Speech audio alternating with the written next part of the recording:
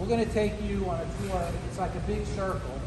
And then the last thing we'll do is there's a memorial in here.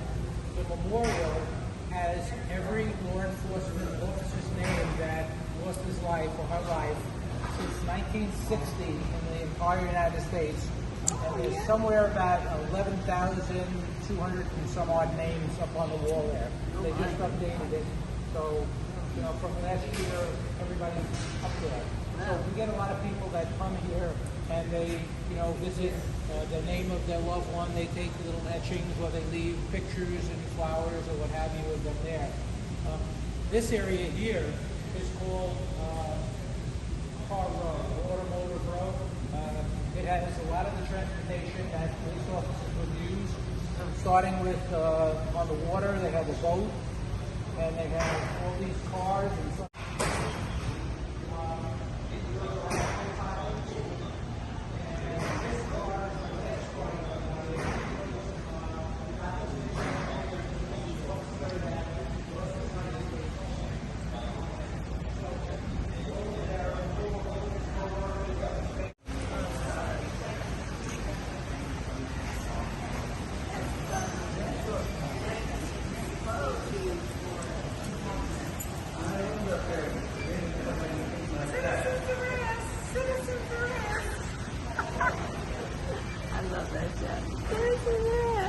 Six. Oh my God, Elder One Police. Anybody remember 1956? Yes. And just if you don't realize it, every year is a good year if you're around.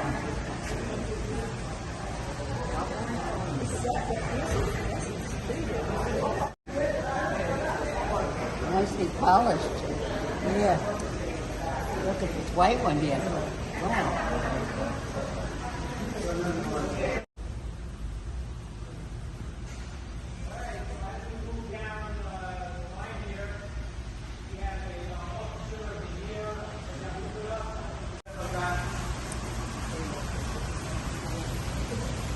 Of the year.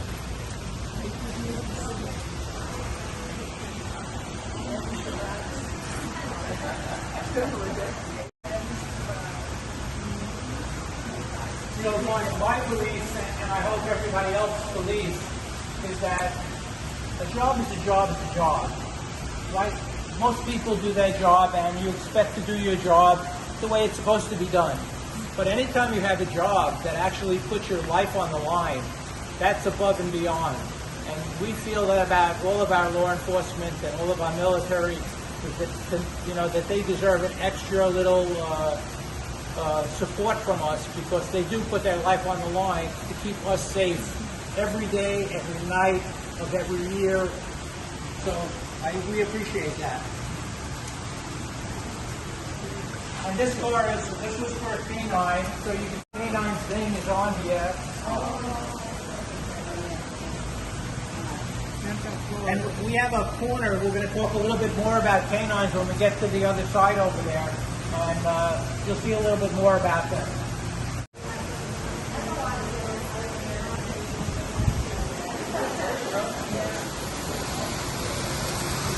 Come move this way. Come this way.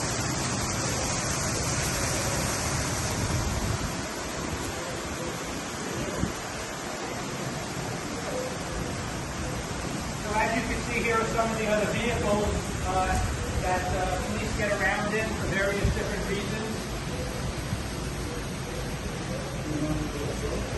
And this is the display, which is very near and dear to a lot of us because this is our 9/11 memorial, and we actually have some parts of the Twin Towers here as part of the building. I was working at the time. I had a meeting at, you know, New York, 2 Broadway. That's where the Bull, right up the block from where the Bull is on Broadway. And I had a meeting at 10 o'clock there. And when I went down, my office was in Brooklyn. So when I got the car, one of my coworkers came down and said, "We just heard that there was a plane crash in Lower Manhattan," not knowing what it was. So I said, "Let's cancel the meeting. We don't have to be in the mix of things down there." I went up on the roof and I saw the second plane hit, and I saw both buildings go down. So my position with transit, I was able to help supply things. I was never down at ground zero. But I was able to help them with water and masks and gloves and things like that. And then my rabbi was the head chaplain to the New York office of the FBI. So I got involved with the FBI as well.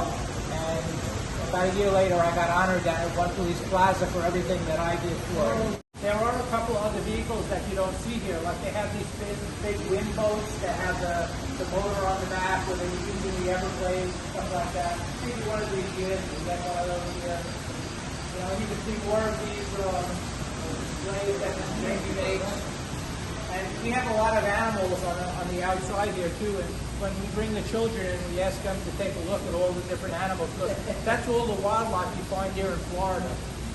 So they get to learn about that as well. Yeah, there's a snake and there's a bear in the back and an alligator in the front. And Is that a snake in the tree. Fabulous, fabulous place. Alaska's beautiful. But this is what they use. They also use reindeer to help them there. They use the sled dogs to help them get around. But you know, you gotta make do with the environment that you have. So you gotta use what you have available.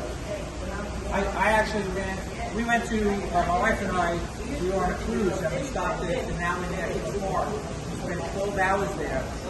They have a club called the 33% Club. That if you see 33% of all the wildlife at the Maui, you're doing very, very good. The day that we went there, we saw 100% of everything. We were able to see the top of Mount McKinley, and the lady who was our bus driver, at 45 years old, she did the Iditarod the year before she drove the bus. It was really a pleasure to learn about that and to learn about all the different things, different places you can go. From Melbourne, and that's a gentleman from Hollywood, Florida, in a riot outfit. So that if he's protected with a shield for his face and for his body, that if anybody's throwing anything at him, he has that. They all wear protective vests to minimize the amount if somebody's shooting at them, at least it would kill them. You know, it's unbelievable today what happens. Let me out. Okay, I want out. Let me out. Hurry up. Oh, let me out. Oh. Wait. Okay. What do you have to say? Shit. Okay. I'm coming up. What got you in there? Let me out. Let me out. Trouble. What trouble, young lady? I killed 3 people. Oh, that's trouble. I wanted to kill the other 2, but I couldn't.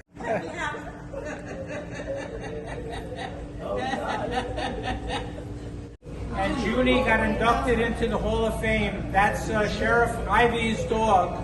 And we had a ceremony here last summer, where he got inducted into the Hall of Fame.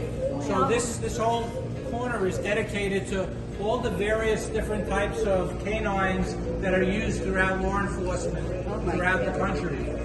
This is a car that both the sheriff and the dog lost the lives here, so it's in memory of Matt Williams and Diogi. Oh, the dogs.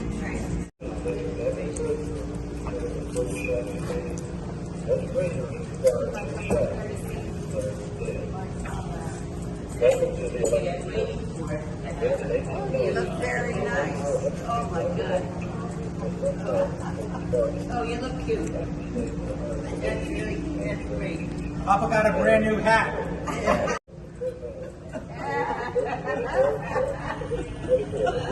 Dead way to die too. Suffocate.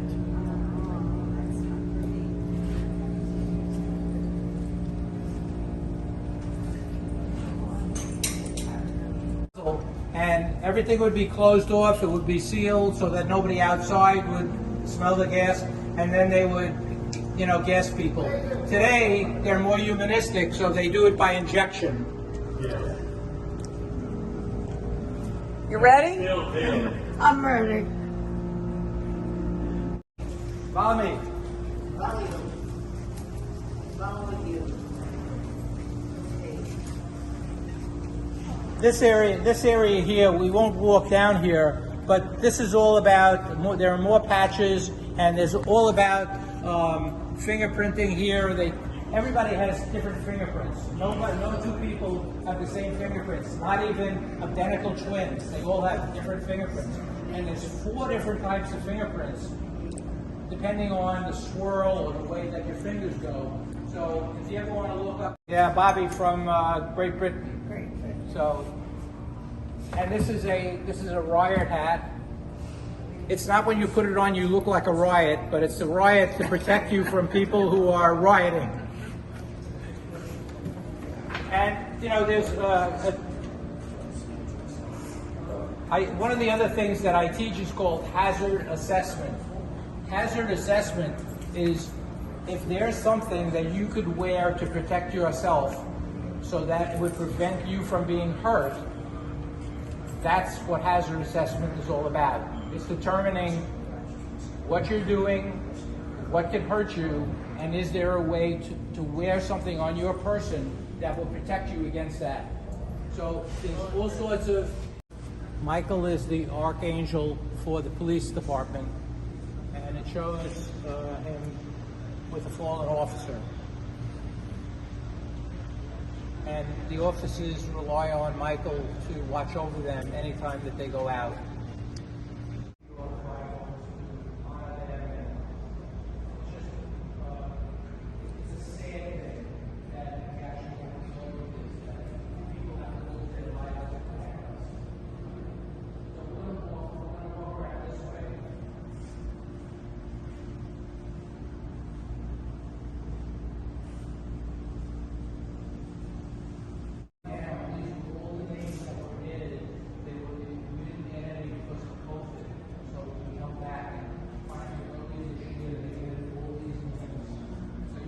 Difference in the color all the way around, and all the families come here and they put pictures and other things. So they put up, we give them paper and they can make an etching of the name, and they have that in their homes.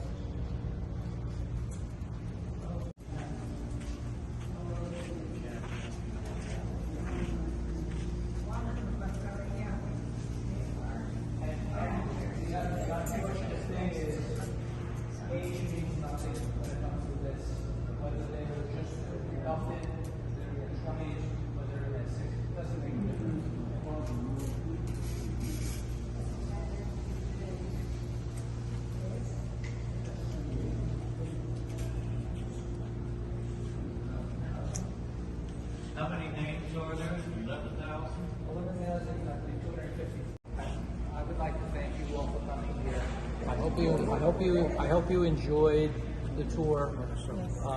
If anybody has any questions about anything, you know, we'll be around. Ben and myself will be around. If you want to ask anything, Vicky will be here.